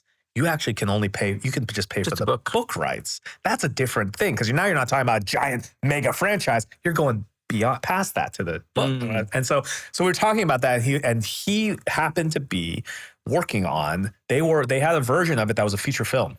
That was like a monster movie, kind of like feature film. And they had a Polish director and they had the rights from the author and they were going to do that. And they were trying to figure that out. And the only thing that we can say that we helped with that, and that was we're like, no. This is a series. This is like a long, because Matt was a big fan of the books. I had read a bunch of books. Matt read more of the books than me. And we're like, no. Here's how you can And so we laid out that. You could play in the same area as Game of Thrones. Exactly. And again, this was before Amazon acquired Lord of the Rings. So it's like, this is a book. It's like a dark, interesting, because also it's Polish, you know, and Poland and the storytelling from that's such a different perspective, right? In the U.S., we won both world wars. None of our cities were affected, right? Minus Hawaii, but like none of our cities got touched, right? Yeah. Our experience of World War II and World War I, very different than the European experience, for sure. Right? And very different from the Polish experience, because Poland was in the middle of everything. And when you look at Polish history, they've been in the middle of everything since the beginning. They're constantly. You're just like, oh man. So their fiction, their fantasy is such a different perspective. Darker. It's darker. It's more acknowledging there's things outside of our control. And it's much more interesting than American fantasy. But like, and so there's such a different perspective on that. And so this is a whole series, and this is about this, and you're getting into all the books, and the books are exploring. Because when you look at the world of the books is about a conflicted area, right? It's a conflicted land, and there's monsters, and this. So it has very much kind of a reflection of Poland's own history, which is why I think it's such a big work, such a seminal work in Poland. So anyway, that's what we were pitching. We said, "Oh, this is what the first season could look like." And at that time, it was because we had a connection to the people at Netflix, and so I'm like, "Oh, let's use that because this is one that's maybe worthwhile." So anyway, the whole thing happened, and then they did eventually go do it. But what about you guys? Nah, we were too small. We had no reputation, and also we weren't really attached to the project in the first place, right? Yeah, because we heard about like, oh, hey, is how you do it, but we weren't really, they had already had a thing going. And in the end, too, as I understand it, in the end, Netflix was just like, these guys just go to the author, just talk to the author. That's where they got the rights from. It's just what the author has the rights still. Ouais, en gros, l'histoire, c'est qu'ils ont voulu pitcher une série The Witcher, un peu dans l'esprit Game of Thrones, etc., parce qu'il y a toute une histoire, comme c'est polonais, c'est un peu plus dark, c'est l'histoire d'un monde avec plein de différents problèmes, etc., machin. Il y a une histoire intéressante et un peu deep, il y a un lore, quoi. Et en gros, c'est basé, ils ont travaillé sur un pitch pendant un temps fou. Et ils ont pris leur pitch et ils sont allés parler directement à l'auteur et ils l'ont fait avec une autre team qui avait plus d'expérience, quoi. Mais du coup, c'est chiant parce que tu travailles sur un projet pendant hyper longtemps et en fait, il se passe rien, quoi. And the other thing that was insane is other people pitching their shows and showcasing your work as a demo. Oh, it's always so weird. Like, because I see their decks and I'm like, hold on, that's my clip. And then I'm like, you got the show off of me? Where's my show? Parce qu'il y a aussi d'autres gens qui pitchaient d'autres émissions et d'autres films à des studios et qui dans les trucs de démo, genre voilà à quoi ça pourrait ressembler, mettaient du travail de Freddie et lui Corridor too. I remember one time I was seeing, oh yeah, because when they make the pitch deck, no one sees it except for the people in the room. So they just need visual examples. And it's like I've seen Corridor all over these. I've seen our stuff because a lot of times it's like, I believe, again, this might be recollecting, but the Floor is Lava TV show, 100%. They took our clips because they're like, what could it look like? And then here's an example, and here's a video that had 100 million tons of views. Do you think it's a representation problem? No, I think it's because also when we do it, you steal anything because it's pitching. It's just to explain what it is, right? And so you need some kind of visual. I wouldn't say like being like completely shocked that someone used you as an example, but more like if you're so interested in this body of work. Bro, nobody's interested, but that means would you do the deal in the room with some new YouTuber and also the YouTubers? I don't understand it. We can't make money off of those guys. Mm-hmm. Or the guy who has a show and he's like, oh yeah, it's going to look like those and those are popular. I'll go with this guy every time, right? Yes, because it's less effort. It's easier. You still get to the end point and you go home as an executive. You get to go home and you still keep your job. Yes. Point being that the production company, if they're smart about it, could be like, we know you guys know to do it and how to do it cheap. So but here's the other thing we'll too. pitch it and we'll hire you guys to make it. But here's the other thing too, is a lot of YouTubers are like, why? I'm making this much money. I do these sponsorship deals. I do these ad reads. I'm making this much money. Like what? Why would I give a shit? Yeah. How much are you paying me? Yeah. It's less than what I'm getting from my brand deals. AdSense and Norvig. My AdSense and my brand deals. I get that in 3 months and I don't have to do it. And I'm just doing what I'm doing. I don't do more work. Like, no, it goes both ways. Because I think a lot of times, and also the other side of it too is that, and I've seen this, a lot of YouTubers, filmmaking is a collaborative group effort. Yeah. It's very difficult to do and you can do it on your own, but it's a different sport. It's a different kind of thing. It's a group sport. Yeah.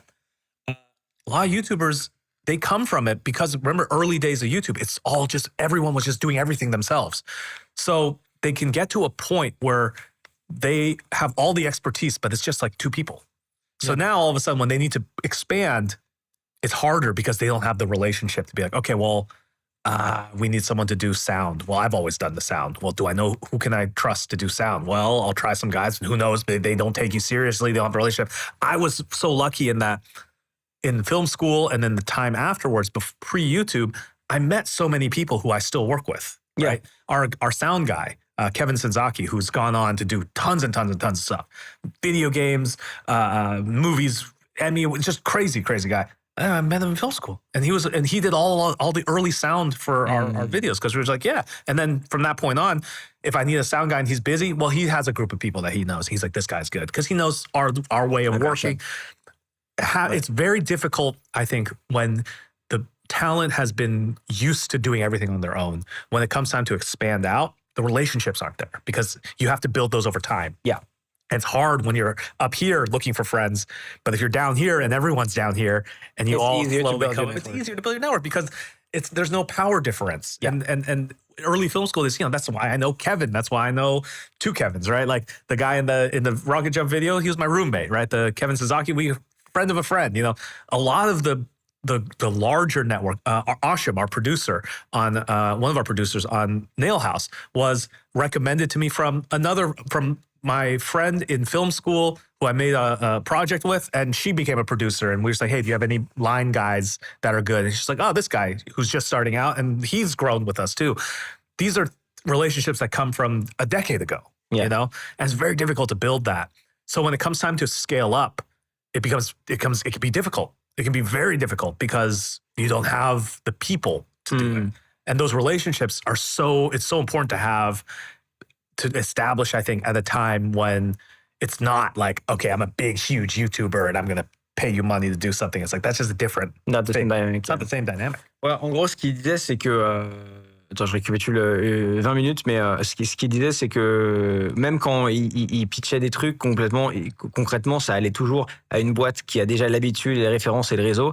Et là, on parlait des difficultés de scaler des équipes YouTube et tout. Et c'est beaucoup plus facile quand t'es comme lui, que t'as commencé il y a 15 ans et que tu connais les mecs depuis hyper longtemps. Et c'est plus compliqué de scaler quand t'es un YouTuber qui est déjà très gros. Parce que, déjà, les studios pensent pas à te contacter parce qu'ils disent les créateurs ils s'en battent les couilles, ils vont faire leur truc de leur côté parce qu'ils ont pas besoin de ça. Et de ton côté, quand toi tu cherches aussi à scaler en dehors on parle plus des pitchs et tout là, en dehors des pitchs, en fait c'est hyper parce que t'as tellement l'habitude de faire tout seul depuis très longtemps que en fait trouver ton bon réseau et tout machin, si ça fait pas hyper longtemps que t'es là, c'est assez difficile. I also think that there's we talked about this off stream. There's a sweet spot of like, for example, there's 8 of us running the channel. Could you tell how many of you are in Rocket Jump? Yeah, so Rocket Jump very small. Yeah, Rocket Jump is just myself, Matt, our assistant, and then a bunch of contractors that depending on whatever you're doing. On the podcast, the podcast is right a functioning thing. So that is editorial, social. 5 people on the podcast, 6 or 7 people as like more full time.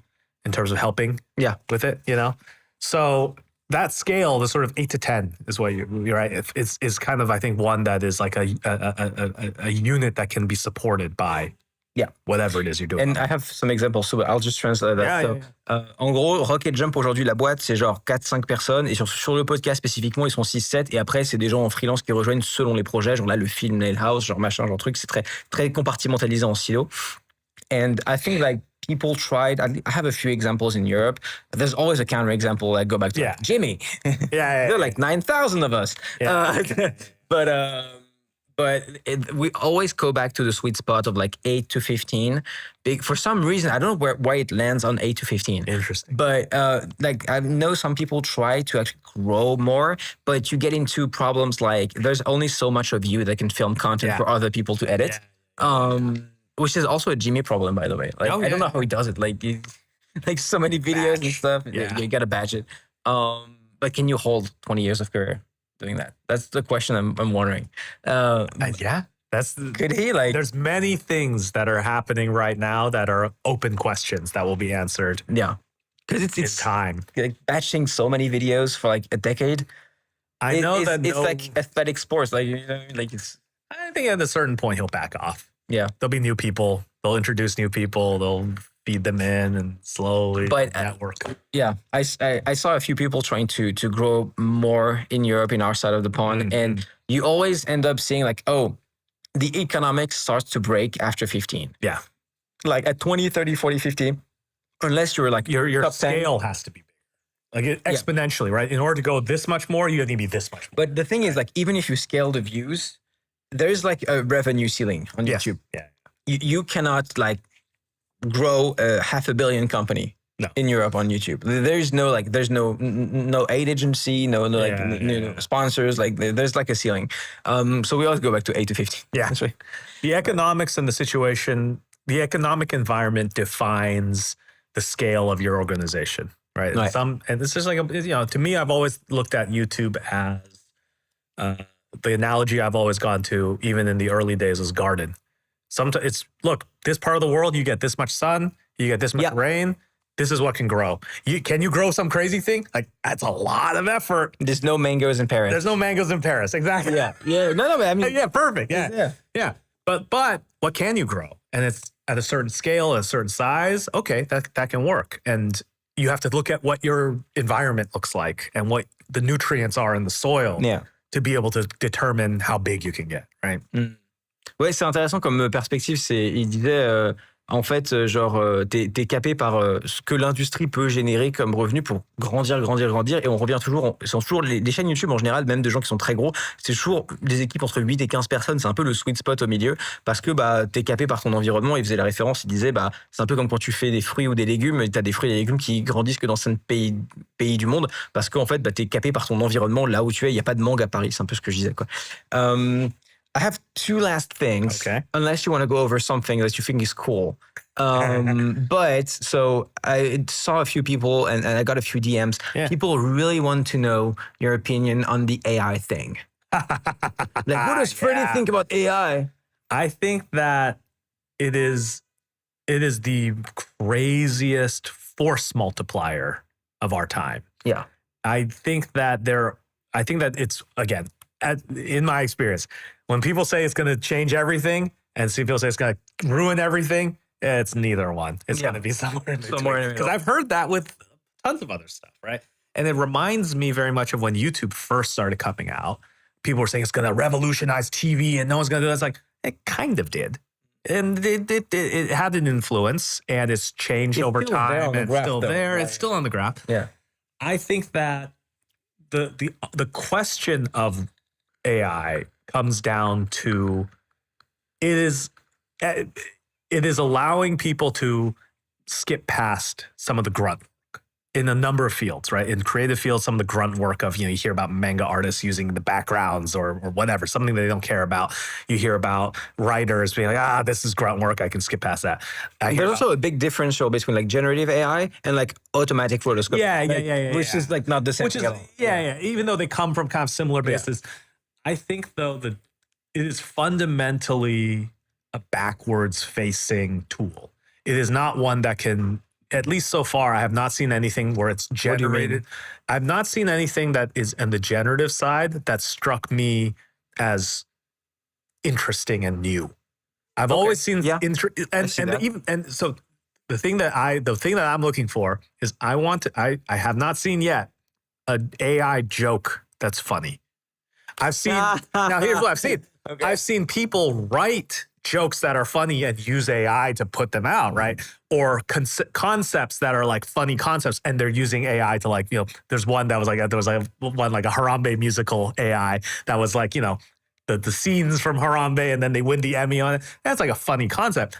But I have not seen a written joke that is funny yet. Because I think that like there are some things that it can't touch. And it hasn't been able to touch it. Maybe it will. But also, I think at the end of the day, people care about effort and human, I think people care about human effort. And when people dismiss AI, a lot of it, when you cut down to it, is because you just threw it out there. You just typed something and you made something. And there's no effort there. And it doesn't feel, it's less interesting to me than someone who has put it. And by the way, you can put a lot of effort prompting and going back and forth and stuff like that. But I think people recognize some degree of the hand of a human being. And I don't think that disappears. I think that even if it has to scale down. So long story short, I don't think it's going to change and upend things. I think it's going to make some tasks in our visual effects world probably easier. And honestly, a lot of that technology has been in early forms, been in that case forever, right? Like you go all the way back to the crowd sims that they did for Lord of the Rings. It's like, that's machine learning. That is a rudimentary version of kind of what's going on. I'm not worried about it. I just think that, but I also think that the way it will get defined in the visual culture will not be from people like me, will not be from, we were talking about off stream. It's going to be teenager in some weird part of the world who wants to make something and doesn't quite know all the tools and doesn't have everything. And didn't come up with like Adobe. Didn't come up with Adobe, and they're just sitting there and they're typing in the things and they're seeing it and they have an idea in their head of what they want to do and they're gonna use it to try and get there. And over time, what is interesting is the more control you want, the more it becomes, I need to learn more tools, I need to learn more skills. Yeah. Right now, it feels to me like a slot machine. It feels like you type it in, you do, and you wait. And then you hope that it comes up something interesting. So and to me, creativity is not about pulling a slot. I always, to me, the question of like, is there such an AI artist? To me, I'm like, there's a word in the film industry for it, producer. Mm-hmm. A producer does the same thing. They don't write the script. They find a writer and they prompt a writer to come up with an idea for them. And then they wait and then the writer comes back. And sometimes it's exactly what they want. Sometimes they hate it and they go to another writer. But like that process of somebody who is not necessarily creative, but prompting different people to do things. That's a producer. That's a film producer, right? So that's a job. Yeah, it's a job. And so it's like, I think you can see that. I think you see something like that. And what it looks like, how long it is, it's starting. You're starting to see the kind of slop slowly the moment they had audio, right? The moment you started to see like, I have. Can you believe I'm a prompt? No, here's. Let me do the French version because I don't want to misrepresent you and forget what you said. Oh, yeah. So, on parlait de son avis sur les trucs IA parce que vous aviez posé la question en DM, j'en ai vu un ou deux dans le chat. Julien, j'ai vu ton message, c'est rigolo.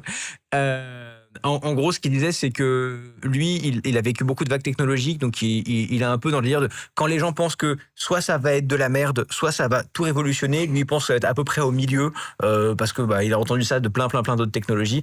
Et il avait un truc qu'il a dit il y a une seconde, je trouve intéressant, c'est de dire pour lui c'est un outil qui regarde vers l'arrière, c'est-à-dire qu'en gros, forcément il s'entraîne que de trucs qu'il connaît déjà. Et par exemple, il a jamais vu un truc d'art généré par IA où il est en mode waouh, ça c'est intéressant et original. Et une formulation que je trouvais rigolote, il a jamais lu une blague écrite par IA qui est drôle.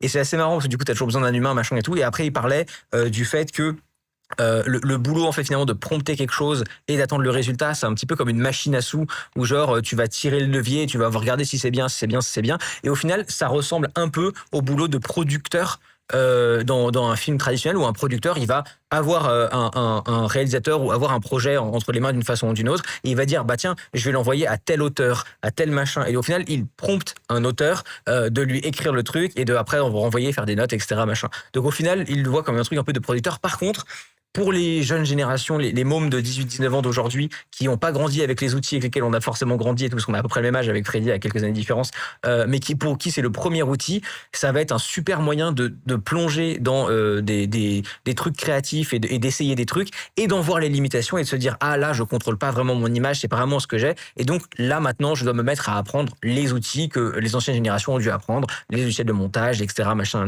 C'est un premier outil qui est vachement intéressant pour toute une nouvelle génération qui fait des premiers tests et qui balbutie avec quoi. Sorry. So I'll give two examples I think are interesting right now. Okay, deux exemples de trucs qu'il trouve intéressants. So here's an example of narrative, taking the vertical narrative short thing, starting to go fully generated.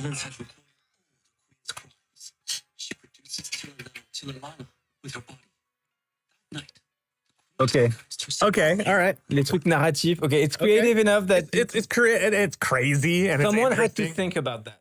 7.4 million views. And it's a series. Okay. But now here's the thing. It doesn't. I think people think about things as like, it's going to replace all this. It's like it can also sneak in and take away from other things. It doesn't replace it. It just coexists alongside of it. And I think that there's a layer. The layer that it's at is like forgetful kind of slop, low level stuff, memes, like fun. Now here's the other one. And I thought this was really, really interesting. And here's an example of one that I think, here's a guy.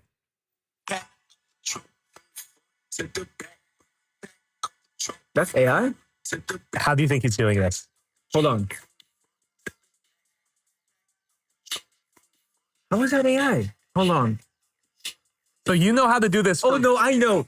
Dude, no, I got it. Okay, so he's filming every single plate and then the transitions. Yeah, close. Oh. Stills. It's photos? Photos, animated, and transition around. Now, that effect, when I saw this as a VFX guy, right? That's hard. This is not easy VFX, right? It's If you a lot of compositing. Manually? It's tough. A lot of time to do this. Okay. But so to me, I'm like, that's a cool music video style aesthetic. The idea will come in, and the way that this guy did was he was taking fit pictures in the elevator, and then in between transitioning, having move out of the way, all that stuff. And so that was an example of something where I was like, that's a cool idea. It's an interesting visual gimmick. It's the kind of thing that You could do it without AI. It's just you could do it. annoying. It's a lot of work. It requires a lot of expertise. But this guy's able to do it just off of his fit pictures. So I'm like, oh, music videos are going to look really crazy. Yeah. But not the ones that feel like AI. The ones that look more like this. The more you're like, that's an interesting visual thing. But also, to your point, this is the work of something who actually like thought it through in his mind. It's not like just prompting grok, boop, There's some thought put into this. And there's like a cool result. So I think that like that's the kind of thing that is where it ends up. That it raises in the same way that ChatGPT can make now everybody sound a baseline level of professional. Yeah. Right. Even if you don't even have English as second language, you can type in ChatGPT. It'll get you to a baseline. It'll have okay English. Yeah. Okay. It'll be readable. It'll be probably better than you Google translating. Right. So ChatGPT gave that for language, visual language. Everything rises up to that level. There's a baseline now. So, but it's funny you say that because I had a saying on stream. I was like, because like at some point, like some people were panicking, like, oh my god, my job's going away. I don't think it's going away personally. It's going to change, but here's what the other thing too is like visual media is everywhere right now. You have AI slop. You have more streaming shows than you'll ever have a chance of seeing. I still haven't seen one battle after another. I haven't had time yet. More movies. There's tons of stuff that take up our time. Everyone's audience is going to be smaller. Yes. Everyone will have the niche little corner of the internet. But the niches are going to be, and I've said this, this was my keynote at the second Rooster Teeth Expo was. Nobody knows what Rooster Teeth is, by the way. I know what you mean. But like, everybody is going to be in their own niche. And the niches don't necessarily crosstalk, right? But the niches can be huge and they can support 8 to 15 people, right? But that's going to be a niche. And I think the people who are uncomfortable with the idea that, because before we're coming from an era where, movies, I'm going to be world famous. Like, no, not anymore. I think you're going to be able to make a living, hopefully. But that's it. And I think I'm fine with that. I think I'm going to do the French version in a second, but I think it links back to 2 points that I find very interesting. One is one that I made like a few months back, which is like taking the perspective of a video editor. These new tools are going to make like a bad video editor into a medium one, a medium one into a good one, and a good one into an agency. That's kind of that's what's happening on the programming side, right? Yeah. The first people who are touching these tools are programmers. Yeah. Right. And when you talk to a programmer about it, their opinion is very different than the artists and stuff because they say they have used it for longer and they're like, it's helpful. It helps me with this tool, this tool, this tool. All the small little shit that I have to do. To me, here's the difference, right? I think that you do yourself a disservice by not understanding how they work. We lack a good analogy for what these things are. I think people are like, ChatGPT is like an expert. Not quite, right? It's not thinking in that way. Yeah. It is mapping your words in semantic space to probabilistic vectors. Yeah. That's not the same as knowing what it is and why. It's autocorrect on steroids. And why that's important, but it's also not quite. We don't have a good way to describe it. Why that's important is because you should be able to understand what is a question I can ask ChatGPT that it will be bad at answering. Which there's plenty of. I mean, there's tons, right? Yeah. And so, for example, for a small example, you might ask, well, give me a random number. Well, ChatGPT isn't generating a random number. It is sampling across the language base of when these words put together, and these are the numbers that come back for that. So it's not truly random. It's going to be influenced by whatever the data set and weights and training is, right? So, but you can get ChatGPT to give you a random number. You have to say, write me a Python script that uses so-and-so libraries that can generate as pseudo-random a number as possible. And the script that it generates is random in a code that you run in code can work. So I think, to me, the way that it makes sense is that there's going to be a programmatic understanding of how we can still use computers and the way that computers work. And then there's also going to be like a semantic, the way you discuss it. These two worlds have to merge, and I think you have to be good at both, because you have to, if you understand what the limitations are, you also can use the other tool sets computers give you to get around those limitations and still get to an end result. But you still need an end result in your head that you care about. Yeah. And I'll do the French one first. Good luck. Before the second point. Good luck. Good luck. Non, en fait, on parlait du fait, tu sais, moi je disais que souvent ces outils d'IA, ça va prendre genre un monteur qui est débutant, il va devenir moyen, un moyen va devenir bon et un bon va devenir une agence. C'est un peu mon point de l'autre fois, il y a quelques mois. Et ici, c'est un peu ça, c'est que tout ce qui est outils d'IA qui sont utiles pour des gens du type outils, d'un genre automatiquement détourer quelqu'un, etc., machin, ça va scaler énormément.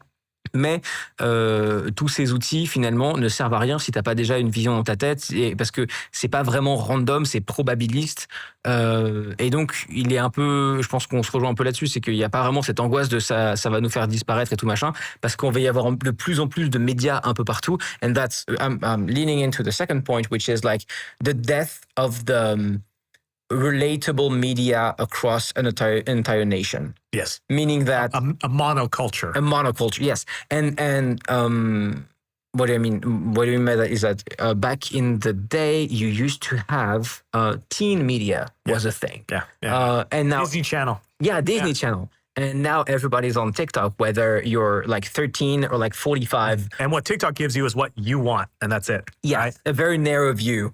And so there's going to be... And occasionally, by the way, things break through, right?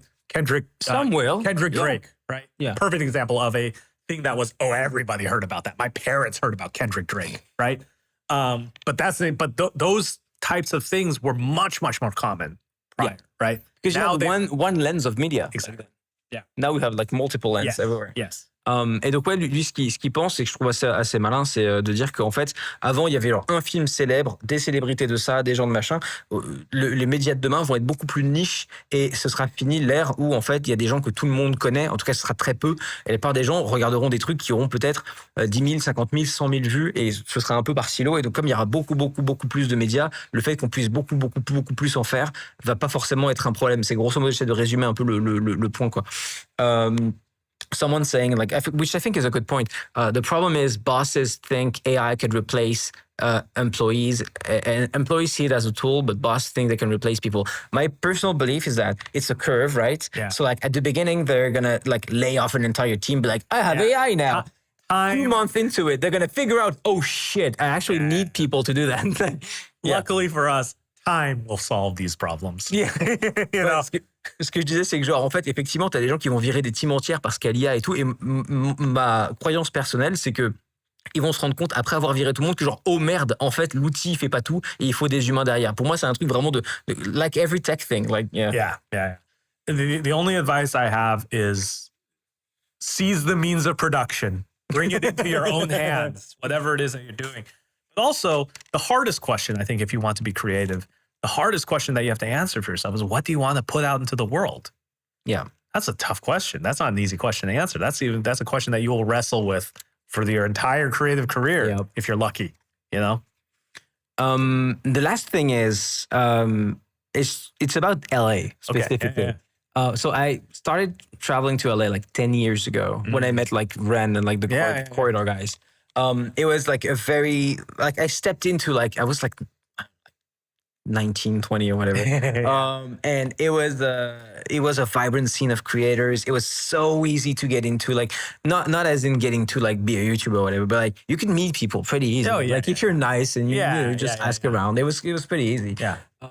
I want to ask, because everything is so distributed now in 2025, do you think it matters where you live? Absolutely not.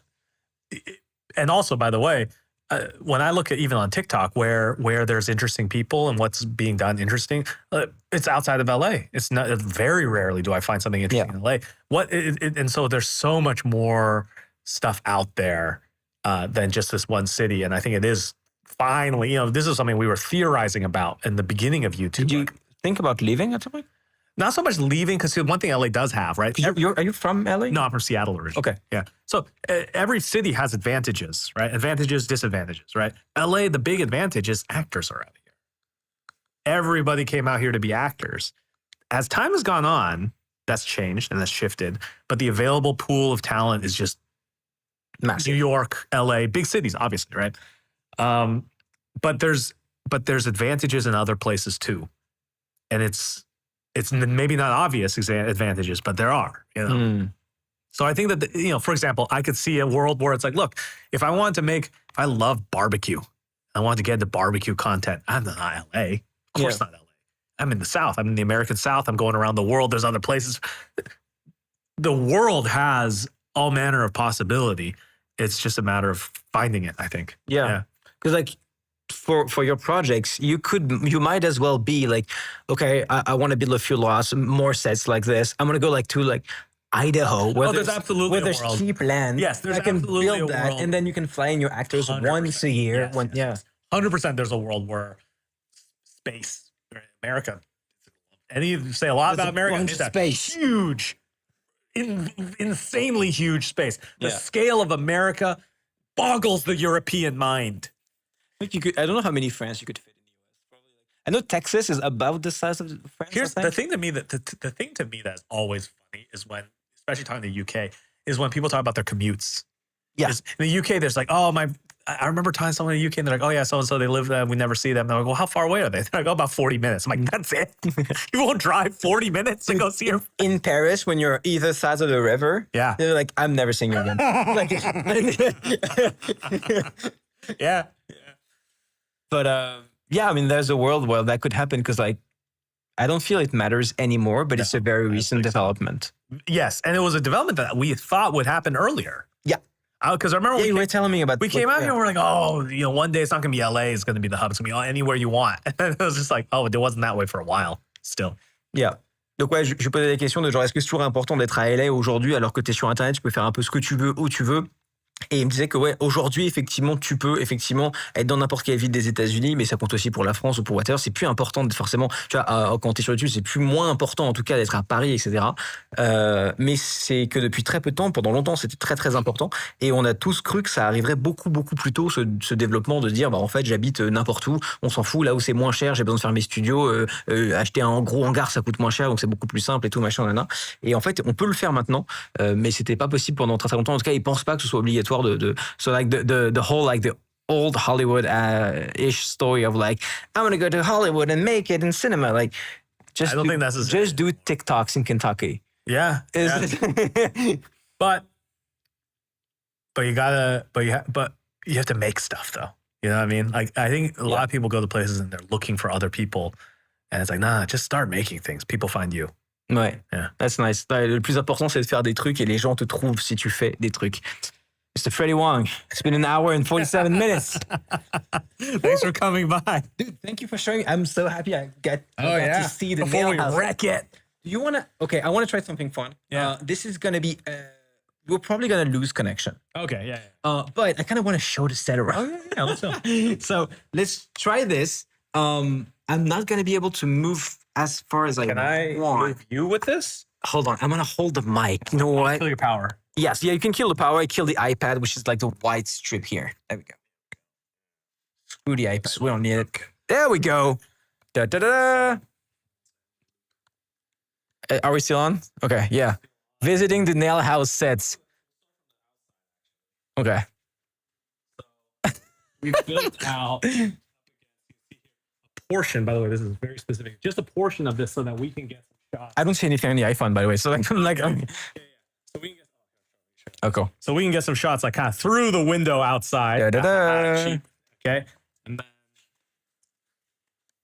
front door, a little bit of this, because we're planning on outside getting some exteriors. So being able to see the roof is good. This CNC, like laser cut. Okay. You know, and so they're actually very thin. But we wanted to have an upstairs. Our production designer, Eric, was like, oh, we can do an upstairs and have that work. So let's go upstairs. Most people haven't seen it. I'll have you hold the microphone there. I don't know if you can. Yeah. There you go. So up here, This is the jankiest setup I've ever done. up here, the joke is that, you know, the guy lives upstairs. One of the brothers still lives upstairs. So obviously the ceiling is not quite right, but you know, we're gonna, you know, in the sort of angles, we have some ways to fix this up. But kind of a bedroom set up here for some of the action up here. So it's like he's living upstairs in the apartment in the attic of the restaurant. Angle most people haven't seen down here. A lot of fight stuff. Do you have a fully functioning kitchen? Or is No, absolutely not. But we do have the right appliances. It's gonna be a little dark in here, unfortunately. That's fine. So.